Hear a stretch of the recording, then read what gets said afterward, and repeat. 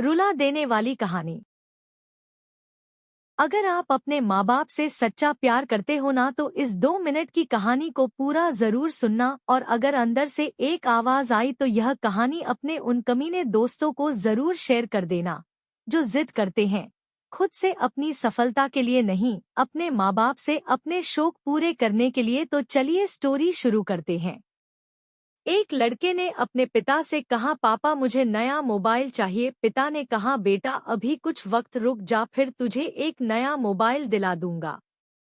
बेटे ने कहा, आपके पास मेरे लिए कभी पैसे नहीं होते हैं, मेरे सब दोस्त अच्छे रहते हैं, किसी के पास कोई कमी नहीं है केवल मेरे पास ही हर चीज की कमी होती है। अब आपको बच्चे पैदा करना बेहद आसान है लेकिन उन्हें पालना बेहद मुश्किल है, जभी तो आप मेरी जरूरत पूरी कर ही नहीं सकते। तो क्या मतलब इस घर में रुकने का? मैं घर छोड़कर जा रहा हूँ। बेटा रुक जा, मेरी बात तो सुन, हम तुझे नया मोबाइल दिला देंगे। माता और पिता ने बेटे को रोकने और समझाने की काफी कोशिश की लेकिन वो नहीं रुका। गुस्से में उसने बैग पैक किया और घर से निकल पड़ा।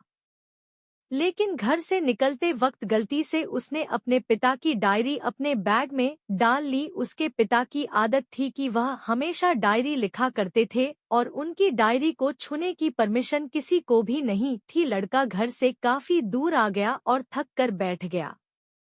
जब उसने वो डायरी देखा तो उसने सोचा, आखिर मिल ही गया खजाना। आज पता चल जाएगा कि मेरे पिताजी ने कहाँ कहाँ दौलत छुपा रखी है और उन्हें किन किन लोगों से पैसे लेने हैं, और सारे का सारा लेखा झुका आज मुझे मिल जाएगा।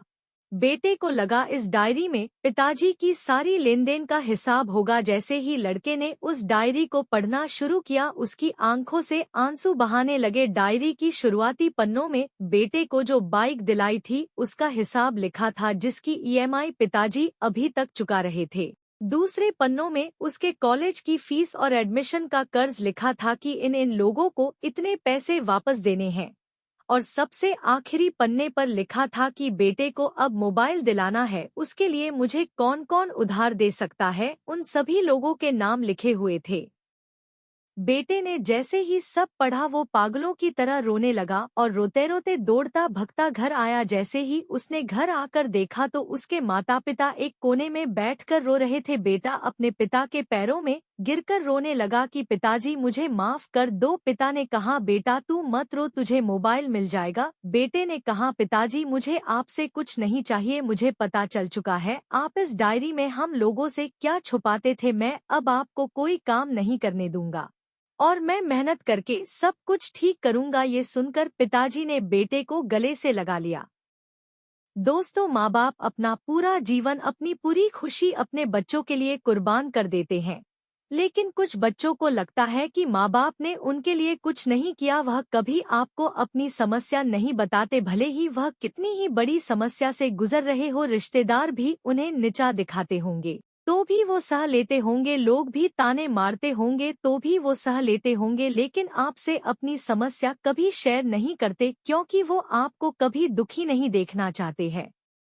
अब आपका फर्ज बनता है अपने माँ बाप को अच्छी तरह रखना और उन्हें सुख देना ताकि वो भी अपने जीवन का बचा हुआ समय सुख में गुजर सके। यदि आप अभी भी नींद में सोए हो तो आप जग जाइए और अपने शौक पूरे करने पर नहीं, अपना करियर बनाने पर ध्यान दीजिए, क्योंकि अगर आप अपने माँ बाप के रहते कुछ नहीं कर पाए तो बाद में आप सोने का महल भी बना लोगे ना, उसमें भी आपको नींद नहीं आएगी। अपने जीवन में कुछ बेहतर कर लीजिए ताकि आपके माता पिता को उम्र होने के बाद भी काम ना करना पड़े।